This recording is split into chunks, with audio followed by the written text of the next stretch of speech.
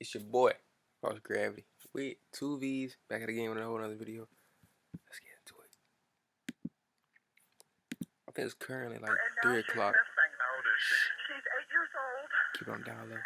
Like, I'm subscribed, gang. Where was she playing Come on. at? Right around the house here. Is she a white female or a black Yes, female? she's a white female. What did she have on when she left? She had See on what a they talking red about. t-shirt.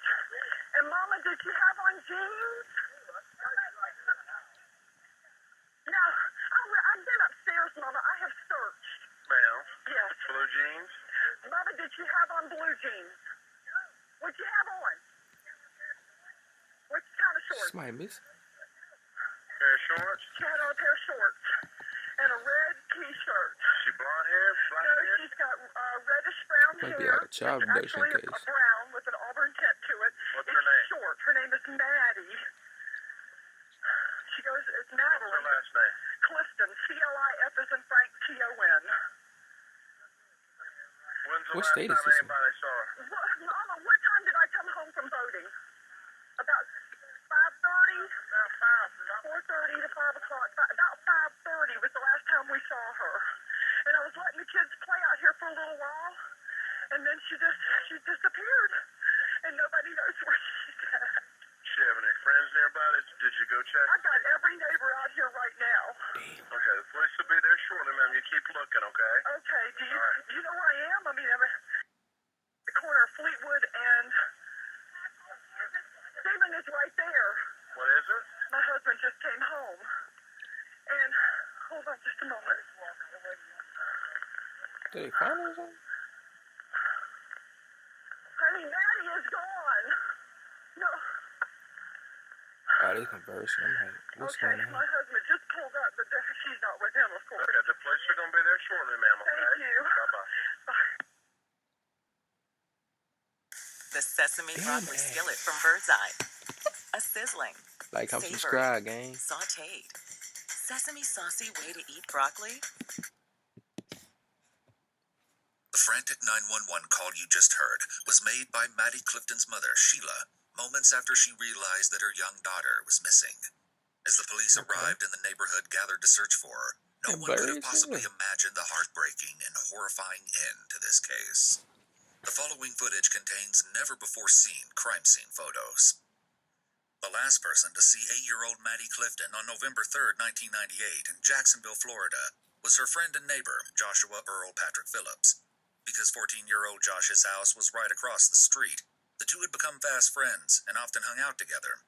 On that Okay. day, Maddie had gone over to Josh's house to play baseball outside in his backyard. Later, Maddie headed home, but she never arrived. Around 5 p.m., her mother made the disturbing 911 call you heard when she realized that no one could find Maddie. She was last seen wearing a red YMCA basketball shirt with her name across the back in big letters. Immediately, hundreds of people got together and searched for her, looking in the woods around her home and even in dumpsters. Fuck. Early in the search, Josh asked Maddie's mother what was going I had a similar case happen. My little brother, he walked out the front door when he was like 8, 9. He was little. Boy, we was running up the neighborhood trying to find that dude, boy. on. And once he learned that no one So I could can find imagine how Maddie, they feel. he eagerly joined the community to help search for his friend. Josh was distraught when he heard that Maddie had gone missing and did everything he could to help find her, putting up flyers with Maddie's information and helping to canvass the area where she vanished. Maddie's face, often a picture of her with a Kool-Aid-stained smile, was plastered onto billboards and t-shirts, and a $50,000 reward was offered in the Dang. hopes that someone, anyone, would recognize her and tell her anguished family what had happened to the bright and happy little girl. For almost a week, the community rallied together to search for missing Maddie. The first suspect was one of Maddie's neighbors, a man who had been accused of involvement in an assault case over 15 or 20 years earlier. However, the man had an alibi for when Maddie disappeared, and he was cleared of any suspicion.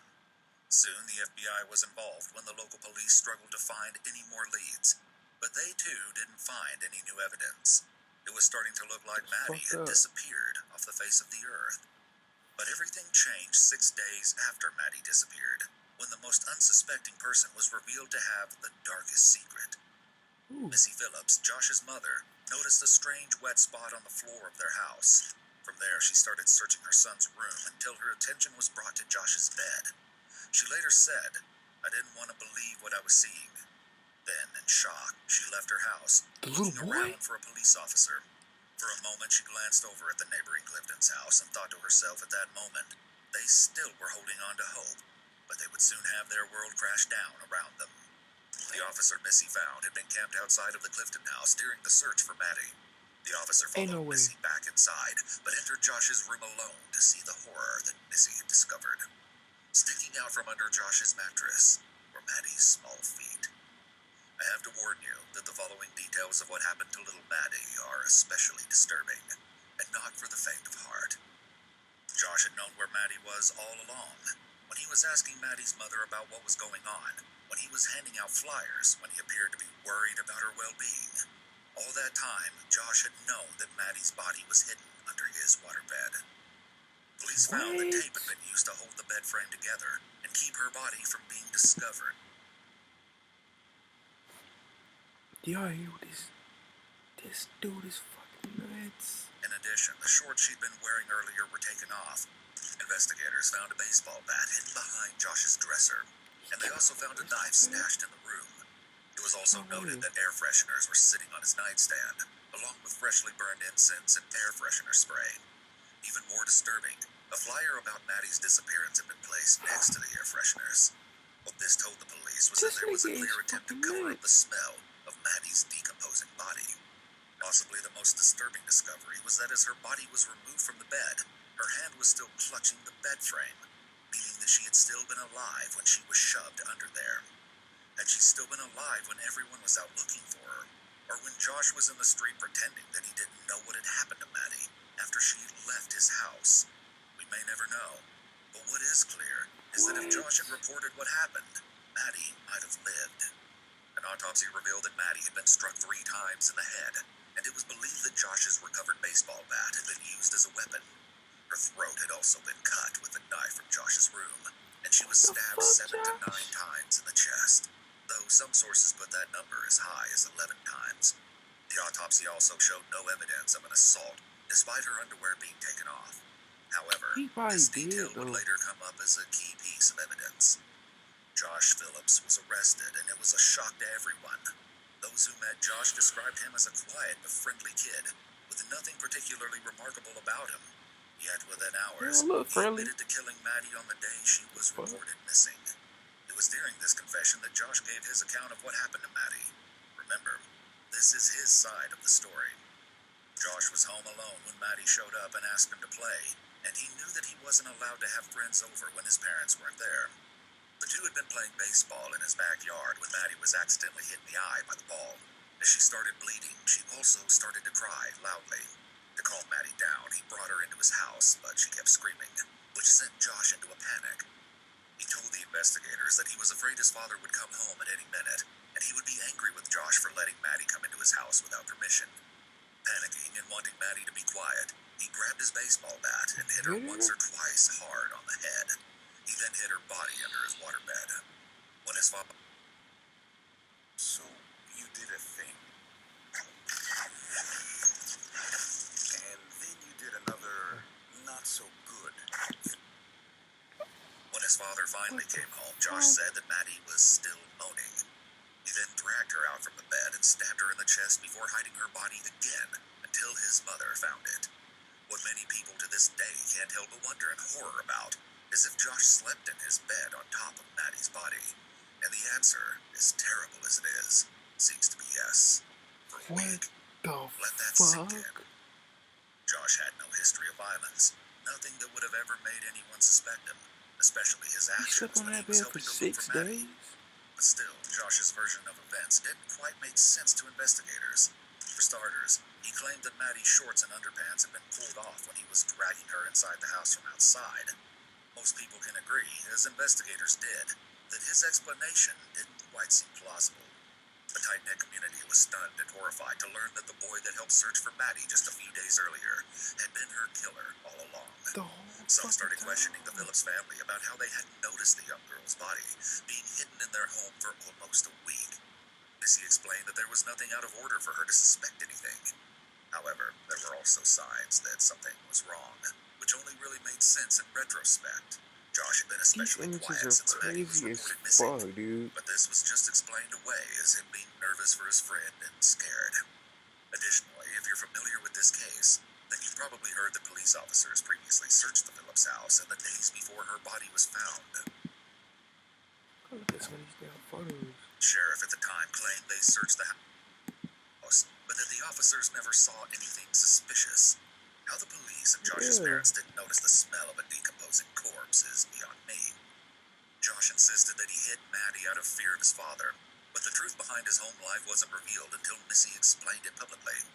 She said that she and Josh walked on eggshells at home because her husband was so intimidating, frightening, and sometimes this whole story overbearing. unfolding is like He really didn't like it when any neighborhood children were in his house when an shocking. adult wasn't there to supervise, but he especially didn't want Josh to spend his time playing with any girl who was younger than him. Missy said he didn't have a fondness of little girls, which she never understood. Also, Josh's father, Steve, never got the chance to explain his side of things because he died in 2000 in a car accident. Damn. When the case went to trial, Josh was charged as an adult. Josh's defense argued that what happened to Maddie began as an accident and deteriorated through panic that bordered on madness. Yeah. And that he should be charged with manslaughter. Yeah. But the prosecution wasn't buying it. First, the autopsy didn't find any evidence of bruising on Maddie's face, as if she'd been hit in the eye by a baseball. In fact, there was no evidence that they'd been playing baseball at all. Second, Josh also claimed to have dragged Maddie into the house, but there wasn't any dirt on her body, which implied from being dragged. Furthermore, there wasn't any blood in the backyard or anywhere in the house except in Josh's room.